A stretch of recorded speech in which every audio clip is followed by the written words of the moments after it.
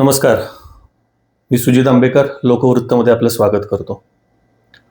आपल्या सातारा हा पुरोगामी जिल्हा, क्रांतिकारी विचारांचा जिल्हा. मात्र साताऱ्यामध्ये एक अतिशय गंभीर गोष्ट आपल्या समोर आलेली आहे. ती लोकवृत्तच्या माध्यमातून आज सातारकरांसमोर मी मांडणार आहे. साताऱ्यामधल्या एका कॉलनीमध्ये, आणि ती कॉलनी म्हणजे कुठली आहे, ती पोवई नाक्यापासून 5 मिनिटाच्या अंतरावर असलेली देशमुख कॉलनी. या देशमुख कॉलनीमधली अनेक मंडळी, सर्वच म्हणत नाहीत पण अनेक मंडळी जी तिथं रहिवासी आहेत, ती एका साताऱ्यातल्या डॉक्टर दाम्पत्याला अतिशय मानसिक त्रास देत आहेत. आणि हे डॉक्टर दाम्पत्य आज आपल्या स्टुडिओमध्ये आलेलं आहे. आणि हा जो त्रास आहे, हा इतका गंभीर त्रास आहे, गेली 2 वर्ष या दोघांचा मानसिक छळ या देशमुख कॉलनीतली काही पदाधिकाऱ्यांनी चालू केलेला आहे. आता हा सगळा लढा जो आहे, या दाम्पत्यांनी फार मोठ्या प्रमाणात लढलेला आहे, आत्ताही लढत आहेत. मात्र ही गोष्ट समाजासमोर येणं गरजेचं आहे, आणि ती कशी येणार ते माध्यम आहे लोकवृत्त. आपल्या समवेत आहेत डॉक्टर गीतांजली साळुंखे आणि डॉक्टर प्रसाद साळुंखे. आपल्या दोघांचंही मी लोकवृत्तमध्ये स्वागत करतो. मॅडम, मला तर तुम्ही सगळी कहाणी सांगितलेली आहे, मात्र आज जनता आपल्याला बघत आहे. काय सांगाल? तुम्हाला जो त्रास होतो या देशमुख कॉलनीमधनं, तो कसा आणि काय आहे, तो जनतेला कळू द्या. नमस्कार, मी डॉक्टर गीतांजली साळुंखे. ऍक्च्युली सुरुवात 2 वर्षापूर्वी झाली ह्या सगळ्या प्रकरणाला. आम्ही सोसायटीमध्ये 5 हॉस्पिटल्स आहेत, त्यातल्या बहुतांश जे त्याचे व्यावसायिक जे आहेत किंवा ओनर आहेत, त्यांच्याशी चर्चा केली की असं असं एक प्लॉट आम्हाला सांगितलेला आहे एका जणांनी की तो विकण्यासाठी आहे. तर मग तो घ्यावा का? कारण मला थोडी मनामध्ये म्हणजे शंका होती की ते B2C टेन्युअर वगैरे वगैरे सगळं आपल्याला सगळ्या कायदेशीर बाबी माहित नसतात. त्यामुळे थोडंसं आम्ही डॉक्टर पेशंट असल्यामुळे थोडंसं आम्हाला भीती वाटते ह्या सगळ्या गोष्टी करायची. पण मग त्याची चौकशी केल्यानंतर मला सर्वांनीच पॉझिटिव्ह रिस्पॉन्स दिला. ते म्हणाले काही प्रॉब्लेम नाहीये, तुम्ही पुढे जाऊ शकता. ओके. त्यानंतर आम्ही सुरुवात केली. मग हळूहळू एक एक एक एक टप्पा ते B2C टेन्युअर करणं, त्या जागेचं ज्याच्यावरती कलेक्टरचा मालकी हक्क असतो, तोपर्यंत ती विकायला परमिशन नव्हती. पण ह्या क्लॉज नंतर किंवा GR नंतर ती विकण्याची मुभा सरकारनं दिलेली आहे लोकांना. मग त्या दृष्टिकोनातून आम्ही एक एक एक एक कागदपत्र गोळा करत गेलो आणि तो सगळा ते B2C केलं. त्यानंतर मग त्या मालकांकडून आम्हाला घ्यायचं होतं ते प्लॉट. मग त्यासाठी जे काय त्यांना फायनान्शियल जे काय करायचं ते सगळं आम्ही केलं, कारण अट त्यांची तीच होती की तुम्ही दिलेत पैसे तर आपण. साधारण कोणत्या सालाची घटना? जुलै 2023 पासून ही प्रोसेस सुरू झाली. ओके. पण हा कागद तो कागद असं करत करत त्याच्यात सगळं वेळ लागेपर्यंत ही जागा ज्या मालकांकडून आम्ही घेतली त्यांच्या नावावर होण्यासाठी जून 2024 उजाडलं. जून 2024 नंतर आमची ऍक्च्युअल प्रोसेस सुरू झाली ह्या प्लॉट खरेदी करण्याची. त्यानंतर आम्ही साठेखत केलं त्यांच्याबरोबर आणि NOC साठी अर्ज केला. त्या लोकांनी केला की आम्हाला हा व्यवहार करायचा आहे, तर तुम्ही आम्हाला हा व्यवहार करू द्या. त्यावरती त्यांनी नकार कुठल्या पद्धतीने दिला मला ते अगदी थोडक्यात तुम्हाला सांगायचंय. एक तर म्हणे आम्ही चांगल्या लोकांना प्लॉट देणार, हे पहिलं वाक्य. चांगली लोक? येस, चांगली लोक. म्हणजे मला कळलंच नाही की कुठला अर्थ एक्झॅक्टली, आणि मला कॅरेक्टर सर्टिफिकेट देणारे हे लोक कोण? राईट, अगदी बरोबर. दुसरी महत्वाची गोष्ट म्हणजे आम्ही वैद्यकीय व्यावसायिकांना देणार नाही. ठीक आहे म्हटलं. तिसरी महत्वाची गोष्ट म्हणजे जे गव्हर्नमेंटचे अधिकारी आहेत किंवा जे सभासद आहेत त्या सोसायटीचे, त्याच लोकांनी फक्त प्लॉट खरेदी करू शकतात, इतरांना आम्ही देणार नाही. ह्या लेखी स्वरूपात त्यांनी तुमचा अर्ज फेटाळण्यात आला आहे असं त्यांनी आम्हाला दिलं. आणि ह्याच्या मागचा मूळ उद्देश हाच होता त्यांचा की त्यांना हा प्लॉट कसल्या प्रकारे कब्जात घ्यायचा होता. म्हणजे तो काही तिथले जे सोसायटीचे पदाधिकारी आहेत त्यांना कोणाला तरी त्या प्लॉट मध्ये इंटरेस्ट होता. येस. ओके. आता ते त्यांची काहीतरी प्राथमिक चर्चा झाली होती, पण तो काय पुढे व्यवहार सरकला नाही आणि त्यानंतर आम्ही पिक्चरमध्ये आलो. मग कदाचित त्या गोष्टीचा त्यांना राग असेल किंवा त्यांना ती जमीन कसल्याही प्रकारे म्हणतो ना, मला बाय हुक और क्रूक मला घ्यायचीच आहे आणि मी हे करून दाखवणार. आणि कधी कधी एखाद्या मोठ्या पदावर असल्यानंतर त्या व्यक्तीला वाटतं की मीच ह्या कॉलनीचं सर्वस्व होल अँड सोल आहे आणि मी जे म्हणेन तेच झालं पाहिजे, इतरांनी त्याच्या विरोधात जायचं नाही. त्यामुळे त्यांनी त्यावेळेस ते नाकारलं. बऱ्याच जणांनी त्यांना समजावून सांगायचा प्रयत्न केला, त्यांनी काही ऐकलं नाही. आमचा व्यवहार होऊ नये म्हणून त्यांनी आमच्याच माहितीतल्या आमच्याच मित्रांपैकी एकाला पुढे करायचा प्रयत्न केला. पण त्यांनी ते म्हणाले नाही, मला काही ह्याच्यात सहभाग व्हायचं नाहीये, त्यामुळे जे आहे ते पुढे जाऊ. 3 वेळा आम्ही अर्ज दिल्यानंतर पण त्यांनी नाकारलंच. शेवटी आम्ही DDR ऑफिसला अर्ज दिल्यानंतर आमचा व्यवहार झाला. मला एक सांगा की हा व्यवहार तुम्ही कॉलनीमधल्या XYZ कोण म्हणतं माने म्हणून आहे त्यांच्याशी तुम्ही करत होता. तर माने तुम्हाला द्यायला तयार होते, तुम्ही घेणारे होता. एक्झॅक्टली. मग कॉलनीची लुडबुड कशासाठी ही? कॉलनीला म्हणजे मला असं वाटतं मे बी सगळे कॉलनीला आहे ना, म्हणजे जे कोण सभासद आहेत त्यांना ते बायलॉज माहित नाहीये. त्यांच्यावरती हे पहिल्यापासून बिंबवलं गेलेलं आहे की हे जे काही मोठे जे लोक आहेत ज्यांच्या हातात सो कॉल्ड कॉलनीचा कारभार दिलेला आहे ते जे म्हणतील तेच खरं. म्हणजे त्यांच्या इच्छेवरतीच माणसं तिथं कॉलनीमध्ये येस. आणि त्यांनी म्हणजे कॉलनीतले फक्त मी एकटीच नाहीये, जे इतर आता सभासद आहेत त्यांनाही हर एक प्रकारे त्रास देण्याचा प्रयत्न केला. पुढचा घटनाक्रम नेमका काय होत गेला? तुमच्यावर अन्याय तुम्हाला मानसिक त्रास कसा दिला गेला ते सांगा. आता आम्ही ती जागा खरेदी केल्यानंतर आमचा व्यवहार झाल्यानंतर मग आता ह्यांना अडवायचं कसं? बर. तर त्यांनी काय केलं, जे तिथे जे आधीचे मूळ मालक होते त्यांना विश्वासात घेऊन आम्ही जागा सोडणारच नाही, तुम्ही पोलीस आणा नाही तर आर्मी आणा, ह्या भाषेत म्हणजे त्यांच्या मुलाला आमच्या अंगावरती सोडलं गेलं. त्यानंतर आम्ही पोलीस स्टेशनला कंप्लेंट केली. पोलिसांनी आम्हाला चांगलं सहकार्य केलं. पोलिसांकडे गेल्यानंतर त्यांनी त्यांना समजावून सांगितलं तुम्हाला पैसे मिळाले का. त्यांनी पोलिसांसमोर कबूल केलं आमचे सगळे पैसे मिळालेले. बरोबर. मग त्यांना एक मुदत दिली. त्या मुदतीनंतर पण तो जायला तयार नव्हता. आणि नंतरची त्याची भाषा हावभाव आम्हाला एक लक्षात आलं की ह्याला कोणीतरी बॅकअप करते. ओके. आणि हे सगळं पोलिसांनी पण समजावून सांगितल्यानंतर सुद्धा त्यांनी काय केलं, त्याच्या आईने आम्हाला नोटीस पाठवली सर. ओके. की आपला व्यवहार पूर्ण झालेला नाहीये आणि आम्ही तुम्हाला आहे ते तुमचे पैसे देतो आणि तुम्ही कोर्टात उभे राहा आणि आम्हाला जागा परत द्या. हे तिच्या डोक्यात होतं पहिल्यापासून होते, कारण तिला कोणीतरी बॅकअप केल्याशिवाय ती हे करणार नाही. हे सगळं केल्यानंतर आम्ही काही ओळखीचा ह्याचा त्याचा वापर करून त्यांना समजावून सांगितलं की जे त्यांना बॅकअप करतो त्यांनाही हे लक्षात आलं की हे चुकीचं आहे. मग त्यांनी 5 नोव्हेंबर 2025 रोजी आम्हाला ताबा दिला. अच्छा. तोपर्यंत कॉलनीतले सगळे लोक शांत होते, त्यांना काहीच वाटलं नाही त्याबद्दल. द मोमेंट आम्ही ऑफकोर्स ते आम्ही डिमॉलिश केलं जुनं जे काय होतं ते, म्हणजे पडकच होतं ते, त्यामुळे ते बांधकाम करण्यासाठी ते काही कामाचं होतं. प्लॉट किती गुंठ्याचा आहे? 4 गुंठ्याचा आहे. 4 गुंठ्याचा प्लॉट. ओके.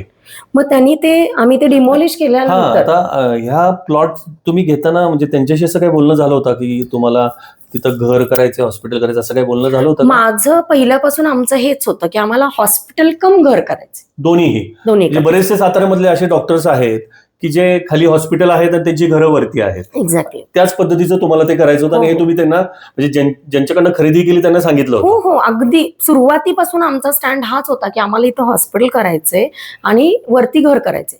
म्हणून तर आम्हाला इतर ज्या कॉलनी आहेत जिथे हॉस्पिटल नाही तिथल्या जागाही आम्हाला आल्या होत्या. पण लोकांना गैरसोयीचं होईल आणि लोकांना त्रास होईल आमच्या हॉस्पिटलमुळे, म्हणून आम्ही तो व्यवहार पुढे केला नाही. जिथं ऑलरेडी हॉस्पिटल आहेत, जिथं प्रॉब्लेम आणि जिथे व्यवसाय करायला त्यांनी स्वतः NOC दिलेले आहेत, म्हणून आम्ही हा व्यवहार करायला पुढे गेलो. पुढे काय घडलं मग त्याच्यानंतर? आता ते आम्ही डिमॉलिश केल्यानंतर अगदी मला वाटतं 15 दिवसाच्या स्पॅनमध्ये त्यांनी परत मीटिंग घेतली. अच्छा. आणि त्याच्यात त्यांनी ठराव पास केला की हे जे काही यांचं चाललंय हे बेकायदेशीर आहे आणि यांना इथे काही करू द्यायचं नाही. आणि मीनवाईल हे सगळं करताना आता ह्यांना बॅकअप पाहिजे ना लोकांचा. लोक काय ह्यांना सपोर्ट करतील सभासद जरी असले तरी सुद्धा. मग त्यांनी सगळीकडे हे पसरवायला सुरुवात केली की इथं कॅन्सर हॉस्पिटल होणार आहे.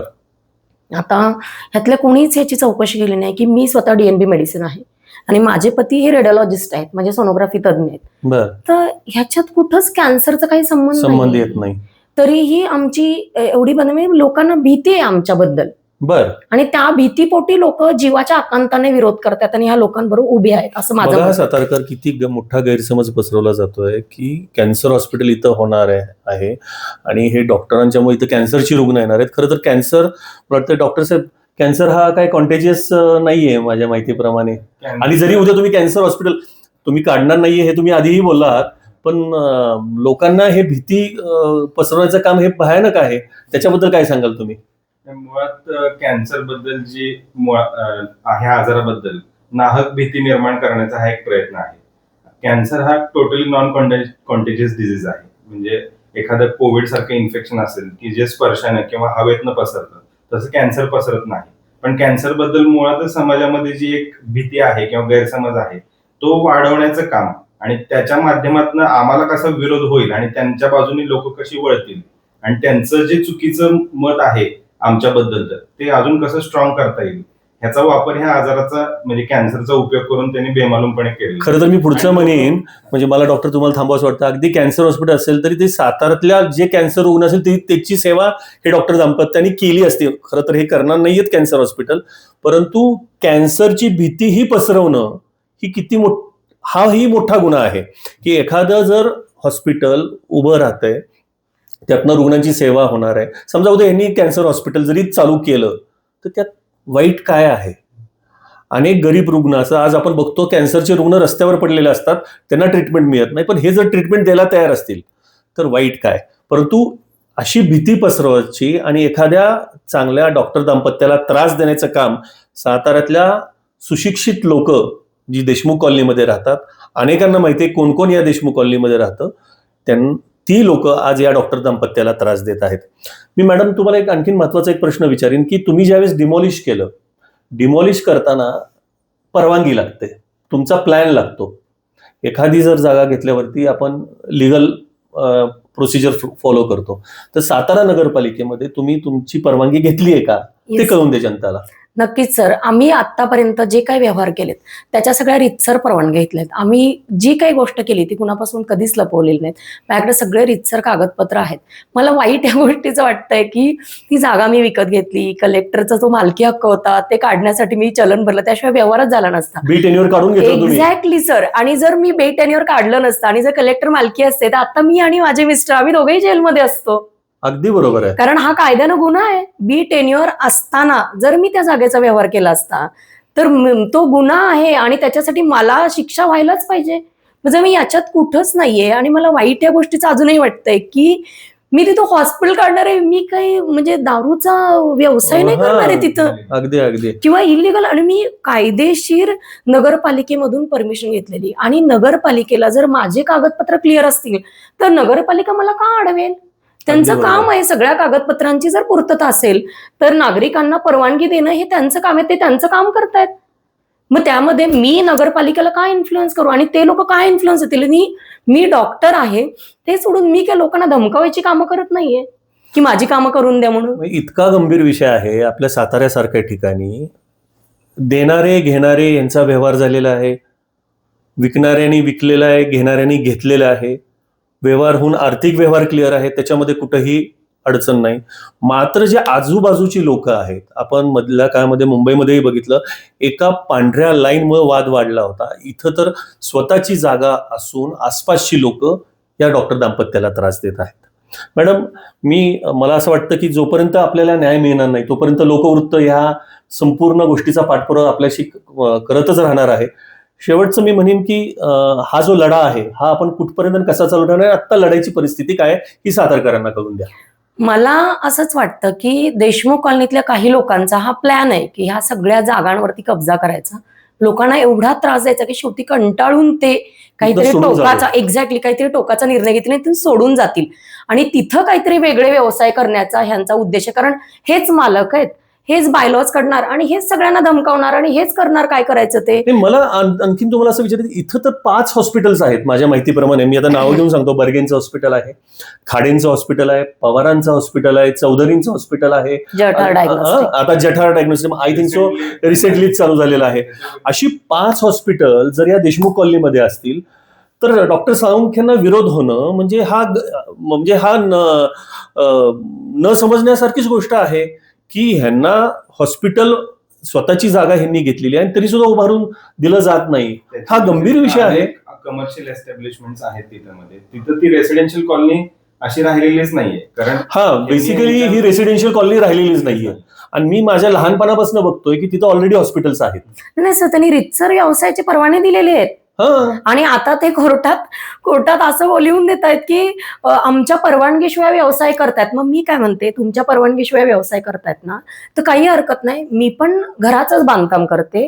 जे काय अवैधरित्या जे तुमच्या म्हणण्याप्रमाणे की व्यवसाय चालू आहे कॉलनीच्या परिसरामध्ये ते तुम्ही सगळे बंद करा. कारण मीही जेव्हा दिवसभर सिरियस पेशंट बघून येते, दिवसभराच्या काय असतात, मलाही ताण असतो, मलाही घरी आल्यानंतर शांतता पाहिजे. बरोबर आहे. आणि पीसफुल मलाही जगायचे, मला चांगलं जगायचंय म्हणून तर मी ते एवढे पैसे घालवले आणि कर्ज वगैरे घेऊन ती जागा घेतलेली. मग तुम्ही सगळे व्यवसाय असतील ते बंद करा, आणि ते सुद्धा आम्ही त्यांच्यावर कारवाई करणार वगैरे याला अर्थ राहत नाही. त्याला काहीतरी टाइम ड्युरेशन पाहिजे. आणि जर खरंच तुमच्या परवानगीशिवाय एवढं सगळं चाललंय, तर जिथं माझं फुटिंग पण झालेलं नाहीये आणि माझा तुम्हाला त्रास होतोय, मग असं- ज्यांचं असं तुमचं काम थांबवलंय का हो, यांनी? थांबवलं त्यांनी काम. बर. माझं स्टील आणि मटेरियल येऊन पडलंय सर तिथे.